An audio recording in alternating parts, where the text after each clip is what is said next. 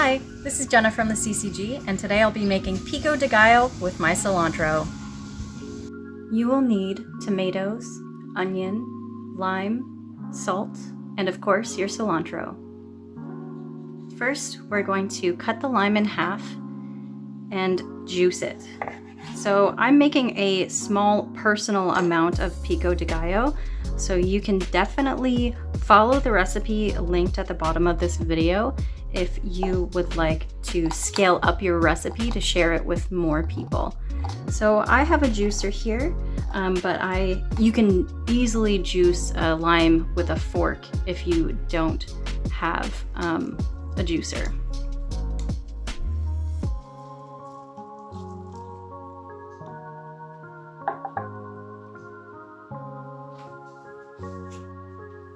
So then we're going to go ahead and get a bowl and pour this lime juice into the bowl.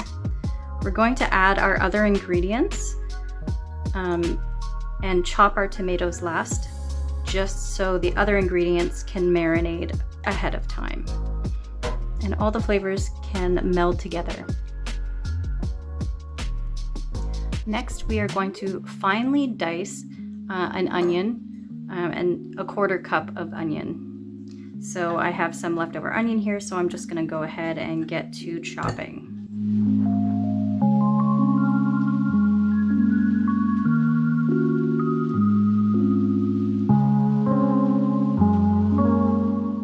Thousands of tears later.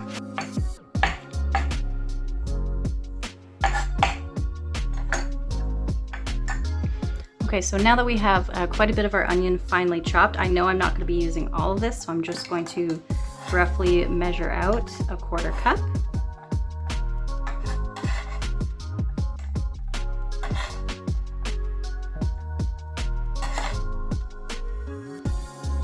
Okay, and then we are going to add that to our bowl. Give that a good shake. And I'm also going to add the salt to this as well. So we're going to let the lime juice, the onion, and the salt marinate while we chop the chop the tomatoes and the cilantro. Okay, so now that we have our onion chopped, we are going to move on to the Roma tomatoes. So you want to use something that has a bit more meat to it and is not as squishy. So I like to use Roma tomatoes for my pico. So I'm just using what I have here. I have one fresh Roma tomato and have some tomato slices. So as we go, we are going to use just the fleshy parts, which means that as we cut open this tomato, we are going to scoop out the seeds from the center. The slices aren't too bad. I'll just keep them as they are.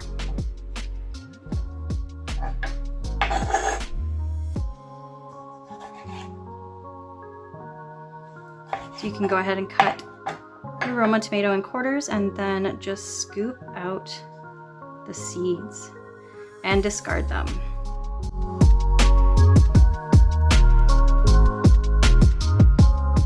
One nap later.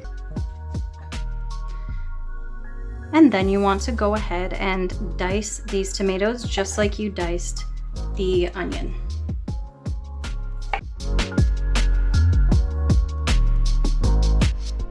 "346 minutes later." So we have all of our tomatoes chopped, and we can go ahead and add that to the bowl.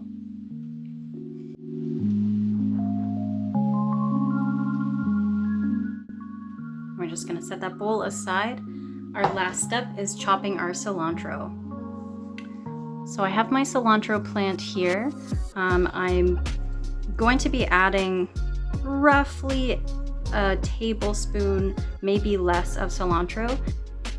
So first thing is you have to first harvest from your cilantro. Now if you want to just harvest a little bit at a time, so that you can use it later, make sure that you don't cut off more than 1/3 of the plant at a time.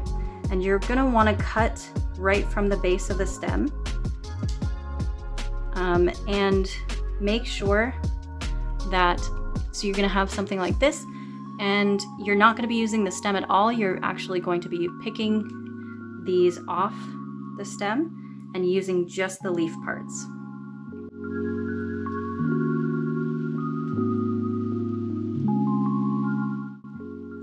So now we have our cilantro here, and I'm just going to continue picking them off of the stem and setting the stems aside. Now we're going to finely dice this as well, and it will be our last ingredient that we add to the pico.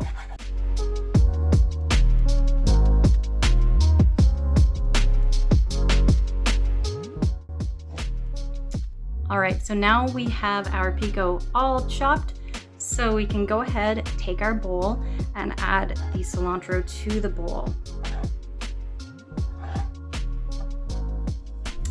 Now we have to grab a spoon and give it all a fine mix.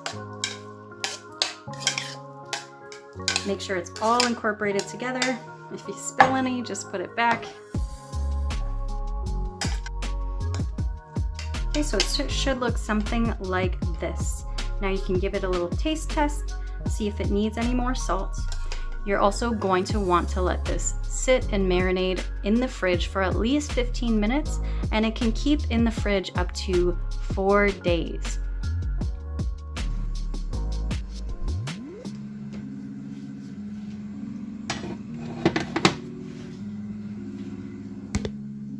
Eight semesters later.